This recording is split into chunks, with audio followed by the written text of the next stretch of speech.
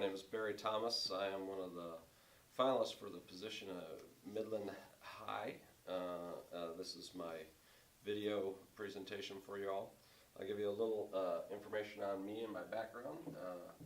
I am a Central Michigan grad, born and raised in mid-Michigan, St. Louis High School, graduate of St. Louis High School. I lived there until I was in my late 30s, where I was a teacher at Breckenridge Middle School and high school. I coached, was a teacher, coached wrestling, track, cross country, all sorts of stuff, wore all sorts of hats, and really loved just being in my hometown area.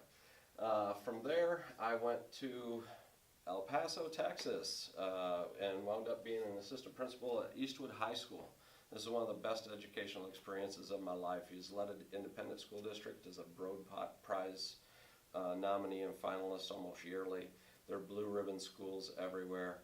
They are the epitome of excellence, and they're one of the best districts in the country. And I got to do all sorts of stuff there.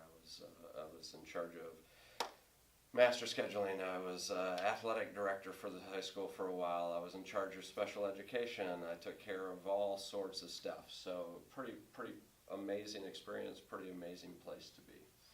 From there, my wife took a position in Oklahoma, and kind of found myself in Oklahoma. So I worked for Oklahoma City Public Schools for a couple of years. I was the principal at Roosevelt Middle School, which was a SIG school, and a lot of experience there. So got to know federal guidelines, got to know all about Marzano and Solution Tree and all sorts of stuff like that. It's there that I was exposed to really what being a part of good PLCs were all about, and looking for growth and development, not only in students but in teachers. It's also there that I was able to attend a 32nd annual Educators Leadership Academy, and so got to receive a lot of training. We did some really great things there. We increased math scores by over 14%, ELA scores by over 16%, and that was highly ELL population. So, and now, right now, I'm the principal at Little Axe High School.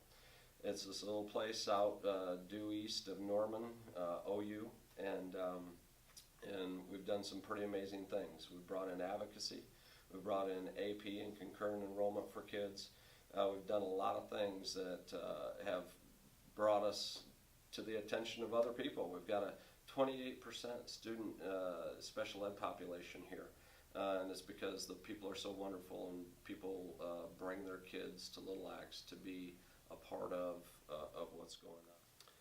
So what is my educational philosophy with all that experience? Well, I think in order to touch on that, I just have to let you know from my heart here. I believe that any student's experience, in order to offer them the best experience, it has to translate to the real world.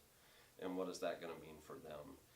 Especially at the high school level, because we only get to have them for 4 years.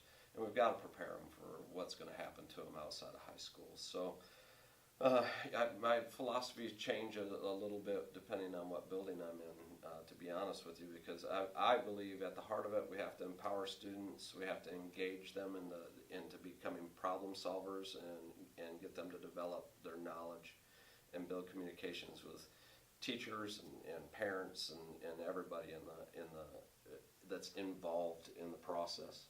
So it takes a village.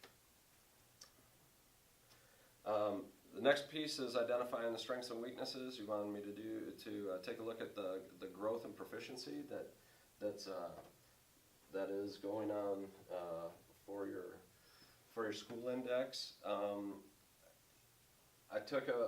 looked at these. Let me first start with you're doing great. This is a really good school, just like what you've already said, or we've already said. But when it comes to your proficiency index and you start looking, here's the other piece.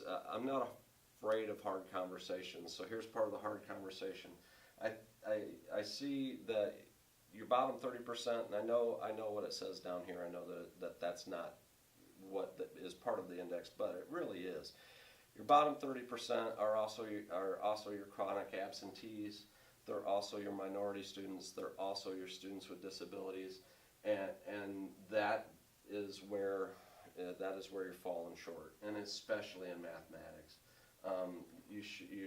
You're getting virtually so little growth or proficiency when it comes to that. Your ELA is performing well. I think with some tweaking, it'll perform even better. But you're really doing a great job as far as that. But it really is the math that is not only hurting you on the performance index, or proficiency index, but it's also hurting you with your growth. And that's not to say it's not great, or it isn't great. It's good, and we want it to be great. So that bottom 30, again, I know that it doesn't mean anything. It's for reporting purposes only, but that is your economically disadvantaged, and you're only getting 21% growth out of there. That is your students with disabilities, and you're only getting 8% growth out of there. So that's the hard conversation. That is what I would look at for what I would focus on when we're talking about good to great on the index. Because the other piece of this is when you come in and you go into your overall and you look at what's going on, the index value, you're doing really good. You're doing the school is doing well. It's clearly had really good leadership, and it's what do you do next? And for me, a big piece of that comes to post-secondary. Are we on track with our career tech, with that bottom 30% that probably aren't going to go to college? What are we doing to prepare them? And then that attendance. So that's where I would focus. That's where I would go. Those are the things that I would do.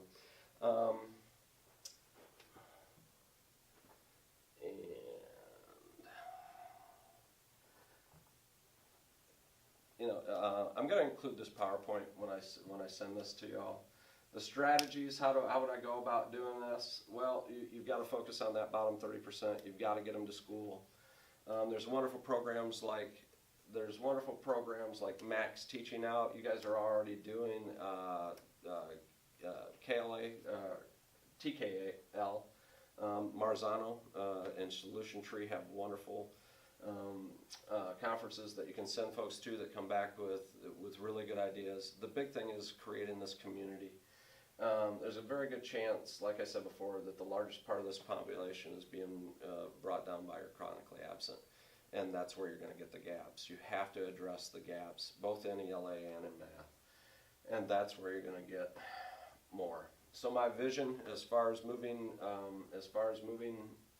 good to great, academic excellence through master scheduling, providing a really good normal school day provides everything that every student needs, whether that's normal instruction, high instruction through AP or concurrent, or if we're doing interventions to bring people up and close gaps.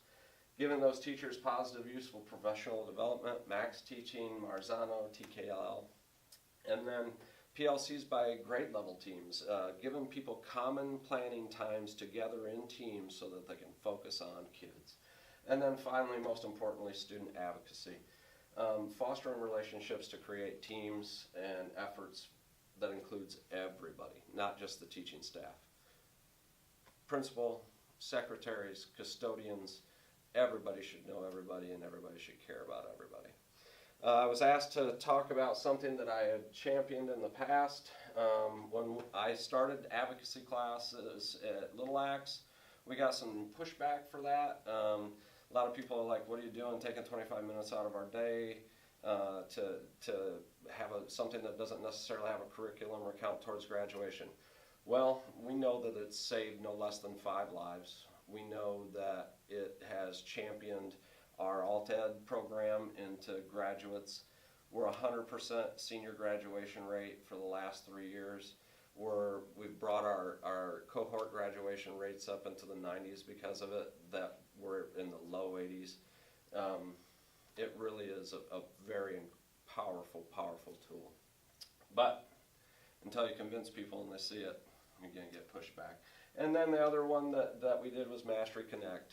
And Mastery Connect is a wonderful tool. It's about data. It's about being able to take that data and to identify those specific gaps so that you can address those things that are going to happen when kids are chronically absent. And you're going to make sure that you're filling gaps. So one of the main things that I would look at when it comes to building on that math is, are kids at least getting power math standards so that when they go into testing, they're at least ready? And I'm going to guess and say that the focus isn't there, because if they were, I think you could feed off of that. And it all comes down to the individual. It all just depends.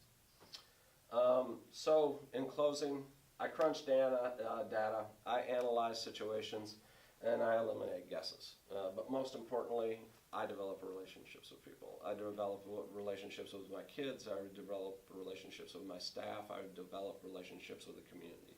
It's important to me. My job is important to me. Young people are important to me. And giving them an opportunity to be successful and have careers is what we're supposed to be all about at the high school. That's what I'm all about. I need to leave some time for some things to talk on the 19th. So hopefully you're intrigued. I think you are. Otherwise, I don't think you would have called some guy that's from Oklahoma moving back to Michigan to come in and interview. I'm grateful for the experience, and hopefully you answered some questions today, and I look forward to answering your questions on the 19th. Take care. Thank you.